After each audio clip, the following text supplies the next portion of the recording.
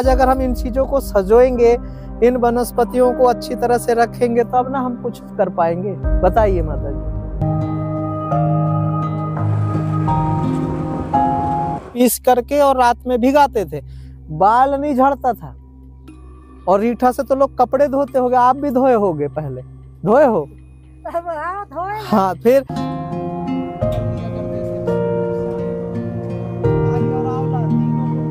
आज के जमाने में बोलो रीठा क्या है तो ढूंढेंगे लोग, रीठा है होता क्या है। तो गांव के हम लोग गांव वाले हैं, तो इसलिए हमको इन वनस्पतियों को सजोना पड़ेगा, सुरक्षित रखना पड़ेगा।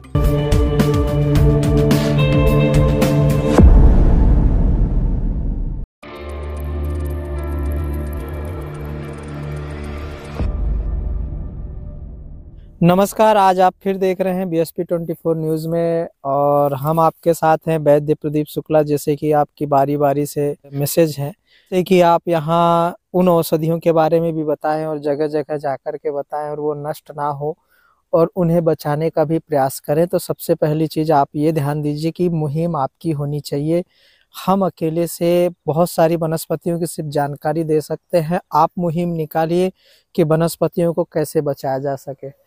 प्रत्येक चीज जंगल में ही अब वनस्पतियां नहीं होती है, खेतों में भी पाई जाती है और अति दुर्लभ होती है। जैसे कि आप यहाँ, हम आज इस खेत में आए हुए हैं, इस खेत के माध्यम से आपको ये दिखाएंगे कि जो यूरिया खाद है वो कैसे खेतों में होने वाले जो धान वगैरह, गेहूं वगैरह से जो साथ में उपजते हैं, और वो आपके लिए कितने गुणकारी और महत्वपूर्ण है।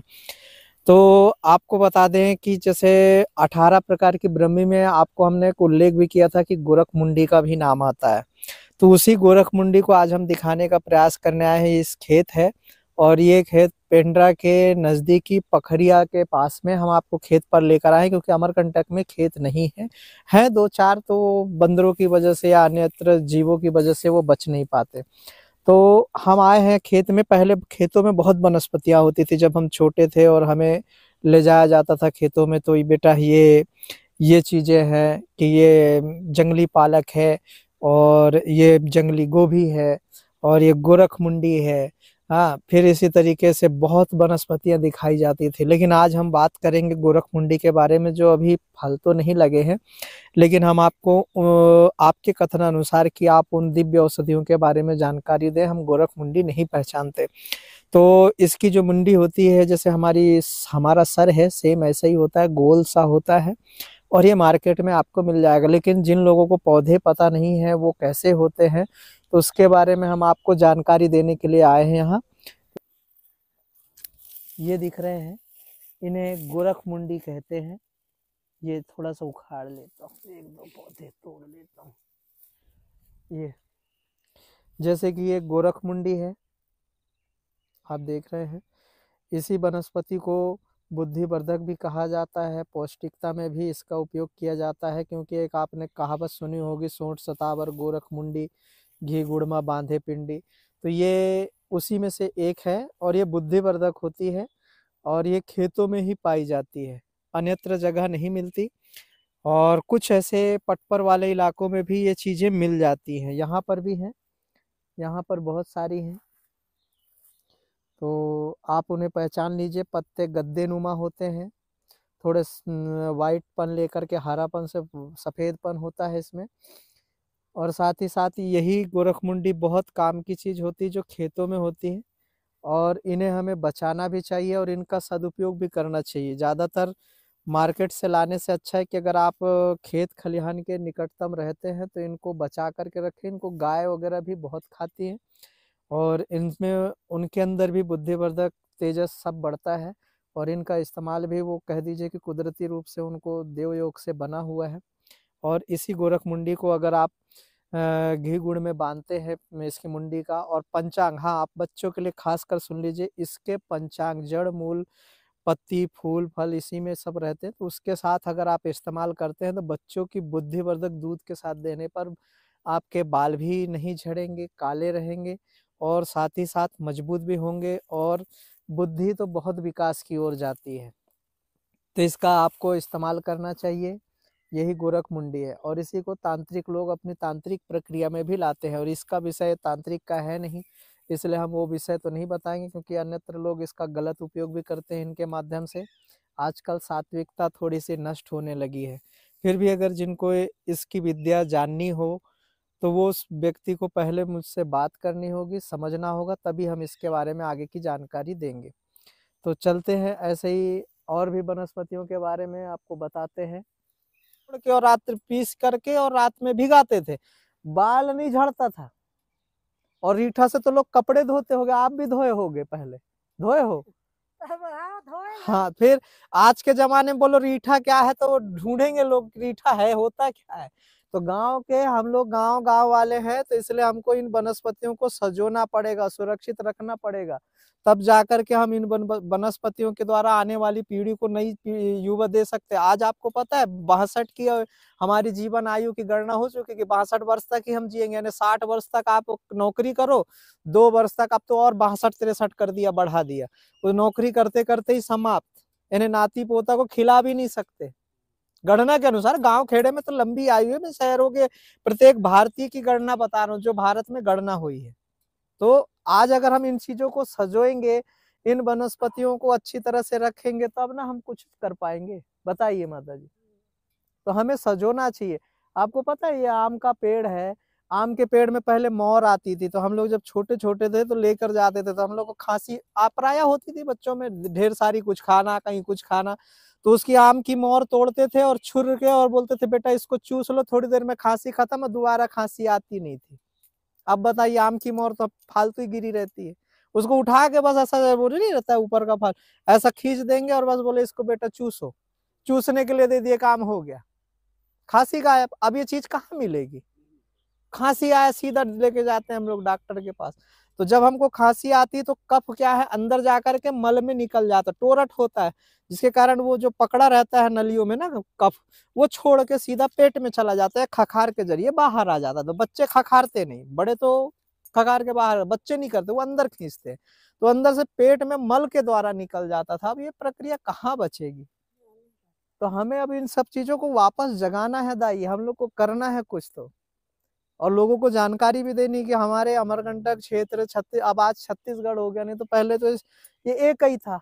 तो इन जगह पे अब छत्तीसगढ़ में भी बहुत सारी वनस्पतियां है और एमपी में भी है, तो हमें उनको सजोना चाहिए, सुरक्षित रखना चाहिए।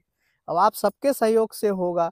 जो हम इसमें यूरिया डाल देते हैं, तो यूरिया से अब आप देखिएगा, इसी में पहले बहुत सारी वनस्पतियां होती थी, जैसे जंगली गोभी, जंगली पालक। और इनका बता रहा हूँ कि पेट ठीक करना है तो जंगली गोभी का जड़ जो होती है ना, पंचांग निकाल के कूट के आप पिला दो, किसी के पेट में खूब दर्द होता हो, फूल गया हो, तुरंत गायब हो जाएगा। इन्हीं में होती थी, जैसे गोभी होती है, आप पहचानते भी होगे, खेती किसानी वाले हो, गोभी ऐसी पत्ता उसका फैला होता है। और जो जंगली पालक होता है, इससे बवासीर ठीक होता था। आजकल किसी को भी बवासीर होए जा रहा है, पहले गांव में दिखता नहीं था, अब गांव में भी पैदा हो गया है। और उसके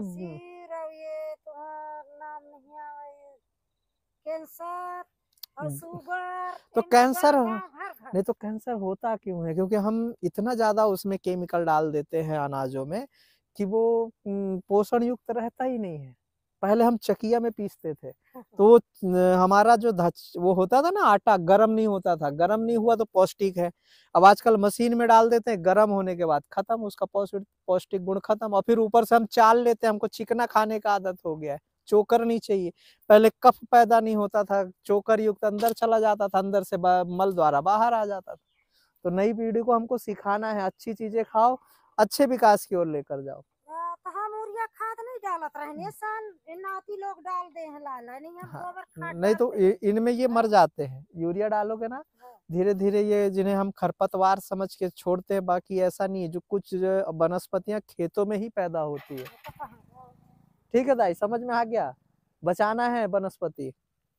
ठीक है, चले भैया, नर्मदे हार।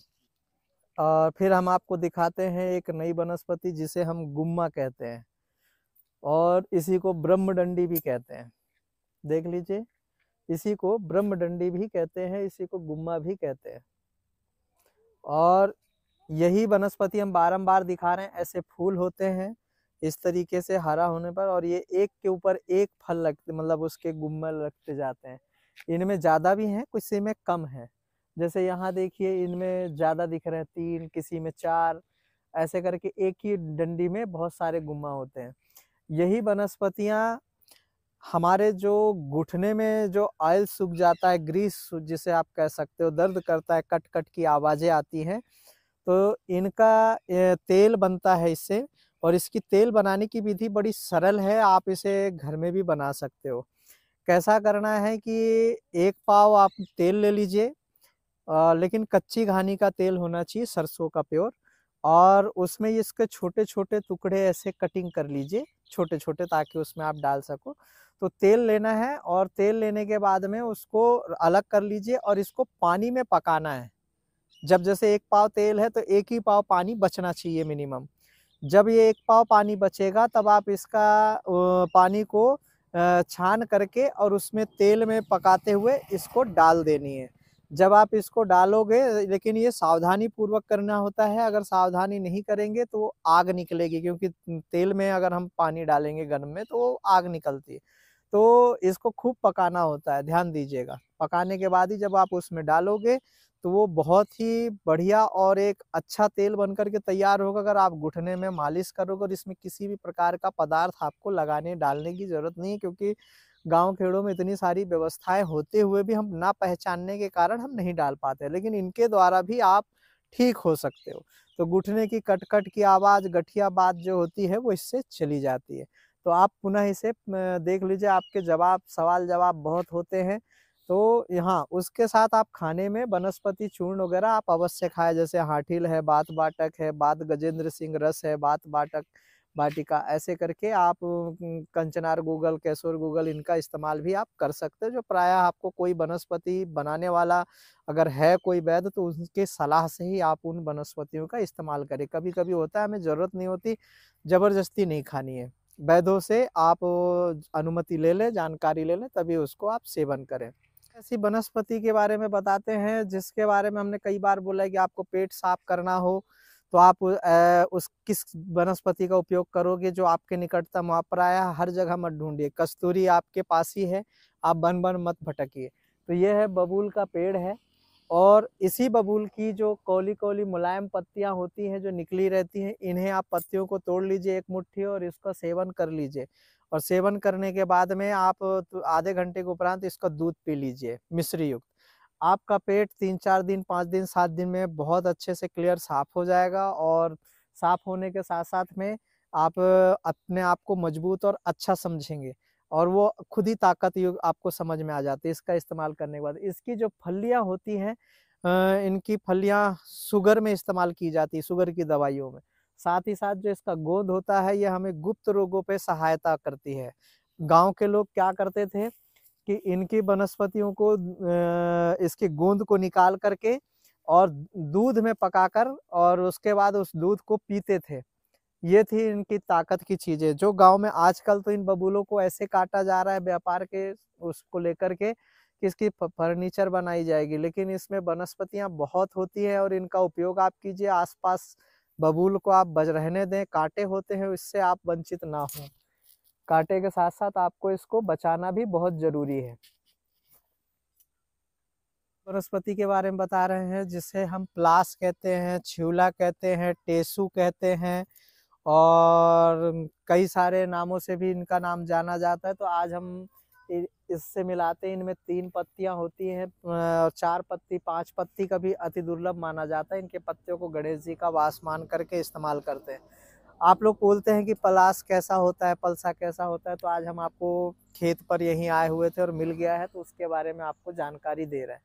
इसके जो फूल होते हैं, इनके फूल में लक्ष्मी का वास होता है, और अभी ये होली के समय में इसके पुष्प निकलेंगे, और खासकर इसमें पीला जो होता है, ये हमारे त्रिपुर सुंदरी माता ललिता जी के को अर्पित की जाती है, बंगलामुखी को अर्पित की जाती है। और इसके पुष्प पीले रंग के जो पुष्प होते हैं ये कम पाए जाते हैं, लेकिन आपको बता दें कि एक मंडला जिले में चाबी और सकरी गांव है जहां सफ़ेद और पीला दोनों आपको प्लास यानी छिउला टेसू मिल जाएंगे। और इससे खास क्या होता है कि इसमें जो ये गाद निकली हुई है, ये देख रहे होंगे, इसके गाद को खाते भी हैं। और साथ ही साथ जब कभी आपको चोट लग जाए तो इसको छील करके इसमें एक लार्वा निकलता है, उस लार्वा को अगर घाव में भर दो तो घाव इतना जल्दी ठीक होता है कि आपको दाग तक नहीं मिलेंगे। ये पुरानी परंपरा रही है कि गाँव में लोगों को चोट तो लगती थी लेकिन उसमें दाग नहीं मिलते थे।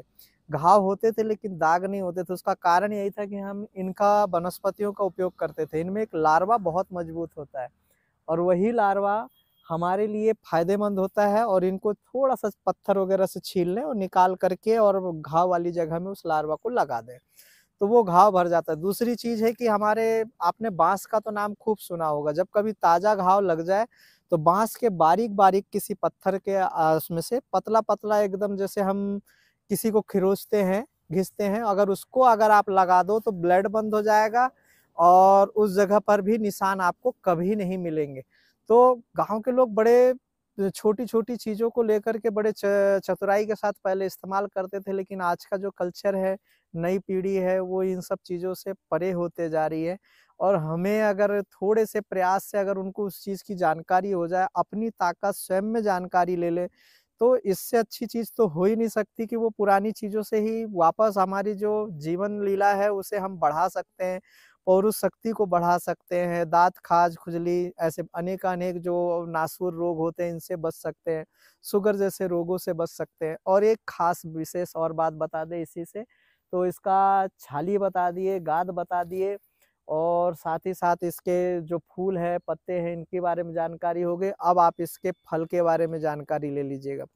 इसके फल में एक इतनी बड़ी क्षमता होती है कि अगर इसके फल को बिना तोड़े अगर निगल लिया जाए, यानी गटक लिया जाए, कोई स्त्री गटक लेती है, तो उसे पुत्र की प्राप्ति यानी बच्चे पैदा नहीं होंगे, यानी ऑपरेशन जैसी चीज़ों से बचाया जा सकता था। ये हमारा प्रैक्टिकल नहीं है, ये पुराने जो वैद्य हैं, दादी लोग जो अब नहीं है संसार में चले गए, उन लोगों का कथन था कि इसके जो बीज होते हैं, इससे हम ऑपरेशन जैसी चीज़ों से बचाए जा सकते हैं। लेकिन कभी मान लीजिए उनके पुत्रों को कुछ हो जाता है, तो उन्हें भी उनकी भी एक क्रिया है, वनस्पति जो बेल के पत्तों से शुरू होती है और उनको खिला करके वापस उनको बच्चे हो सकते हैं। लेकिन आज के समय में ऑपरेशन जैसी चीज़ें हो जाती हैं, जिस कारण से उन्हें अगर डबल से बच्चे चाहिए तो उन्हें दूसरी शादी करनी होगी। या पुरुष ने करा लिया तो फिर दूसरे पुरुष से स्त्री शादी करे। तो इस तरीके की घटनाएँ हो रही हैं और पहले के लोग कितने माहिर होते थे कि वो ऑपरेशन जैसी चीज़ों को बच्चे नहीं चाहिए उसे रोक देते थे। फिर बच्चे चाहिए उसे चालू कर लेते थे। तो ऐसी चीज़ें इनका भी इस्तेमाल है और कहा जाए तो इस पर इसके बीजों से शोध भी करें और ऑपरेशन जैसे कष्ट से भी लोगों को बचाएँ। नमस्कार।